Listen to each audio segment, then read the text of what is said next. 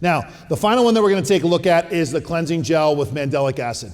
This has very quickly skyrocketed to becoming one of the most widely used cleansers in the Circadia range, primarily for home care use. It does get used in the back bar as well, but the home care is where we're seeing it because of the versatility. Mandelic Acid, again, it's a tyrosinase inhibitor. It's not a small molecule, but it's not as big as some of the ones that we're looking at. Again, you'll find that we don't use any glycolic acid in the line. I want to address that now. It's not because it's a horrible ingredient and we don't want to use it. My grandfather, during the 90s, when he was developing the concepts for a lot of our original formulations, the cleansers that we talked about already, the switch, he wanted to be the brand that did not offer glycolic acid because so many on the market were flocking to using glycolic acid at such high percentages, right? So it's in cleansers and in toners and moisturizers and day creams, SPF products, night creams, high percentage peels. So he said, look, we know that glycolic acid is a great material. It's got a small molecule, but if you're using something like that repetitively in all those products and several applications throughout the course of the day, that small molecule that's designed to denature and break down proteins at the surface, it's what provides the benefit, is going to start penetrating into the skin deeper and break down layers underneath. And he was right. There was a study that was done years ago. They coined the term cigarette paper thinning skin, and what you actually start to see with the overuse of glycolic is a compaction.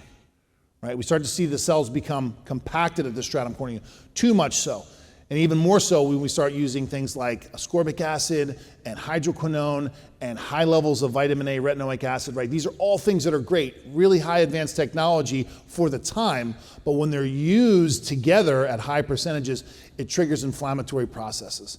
So what he started noticing, and others did as well, is this transparency to the skin. You start to see this vascular etiology, the network of the blood vessels underneath the surface. Keep in mind that there's no blood in the epidermis, right? So when you're looking at someone's blood vessels through the surface of their skin, you're seeing right through the epidermis into the dermal tissue, right? And that is an effect sometimes of the inflammatory process that we see from glycolic. Now that it sounds like I just bashed glycolic acid, we don't use it. And that's the reason why, because we have other alternatives that are available. Now even the pioneers of glycolic acid are looking at this and saying, look, let's use it, but let's use it less frequency and less high of a percentage. Mandelic again, so back to Mandelic. Okay, we're back.